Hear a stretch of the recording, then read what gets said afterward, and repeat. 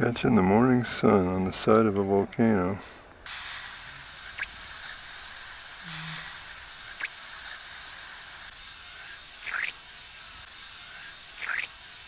While camping at Crater Lake National Park last September 2024, I was naturally drawn to the interesting little Golden Mantled Ground Squirrels that live on the high, steep cliffs, or the crater walls surrounding the amazing Crater Lake.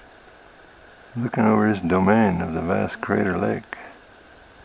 I had seen these cute little squirrels at several other national parks out west, and I wanted to film them in detail in such an attractive setting, but not the habituated squirrels begging along the trails right around the lodge and visitor center trails where people feed them. You can film those squirrels with your phone. I wanted to film them in their natural environment. Hiking from the lodge up to Garfield Park the first morning, I noticed these ground squirrels had the endearing habit of coming out early in the morning when the light was just right and sitting up on huge boulders to catch some sun and survey their steep domains. And also I was pretty much alone early in the morning. So the next morning I had a mission to film them starting their hectic day. The Golden Mantled Ground Squirrel is a small chipmunk-like squirrel with grayish-brown fur on top with two white stripes bordered by black stripes on its sides.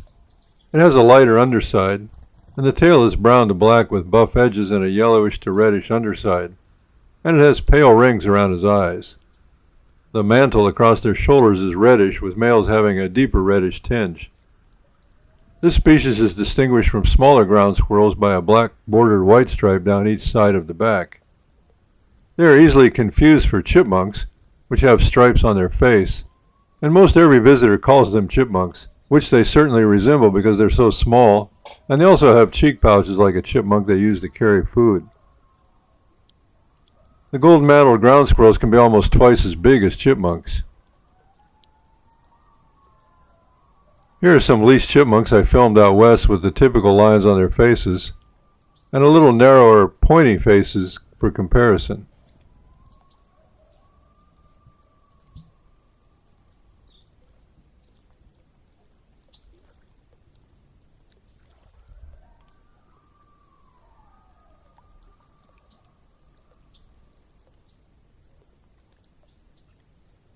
I had just visited Mount Rainier National Park and noticed the golden mantled squirrels there were generally the same, but had less well-defined black bordered striping on their backs. Here are some squirrels in the Mount Rainier meadows for comparison.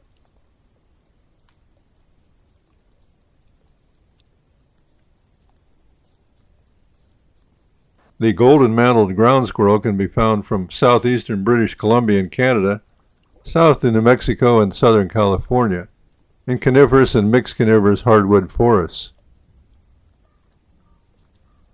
It is common in mountainous areas up to the timberline, and it can be found in places with rocky meadows and in sagebrush areas. The golden-mounted ground squirrel is omnivorous, feeding on seeds, nuts, and fruits. A large part of its diet is made up of piñon nuts. It also eats green plants, some insects, and underground fungi, and human food when available. These squirrels are also known to beg for human food along the trails and at parks where people gather.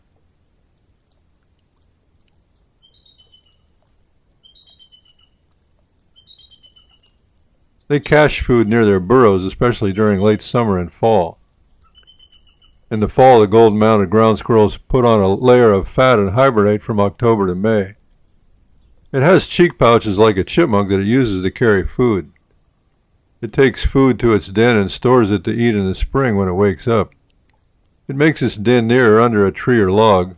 Its den isn't dug very deep, but it can stretch for as long as 100 feet. Golden mantled ground squirrels mate in the spring when the squirrels come out of hibernation. The males emerge first and will compete with each other to establish a territory. Females come out of hibernation 2 or 3 weeks after the males. The female builds a nest of leaves, grass, and bark in an underground burrow. A month after mating, she'll have a litter of between 4 to 6 babies, and only the female cares for the babies. They will wean when they are about a month old.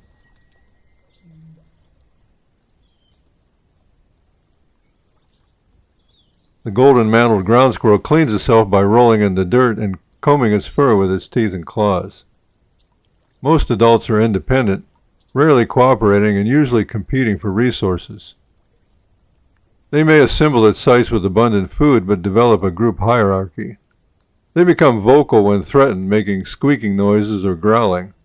However, it is generally not a very vocal species.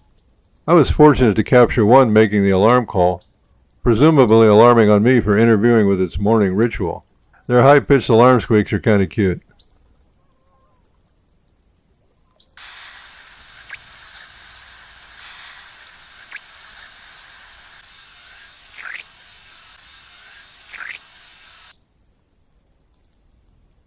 Natural predators of this squirrel include snakes, coyotes, foxes, weasels, and bears.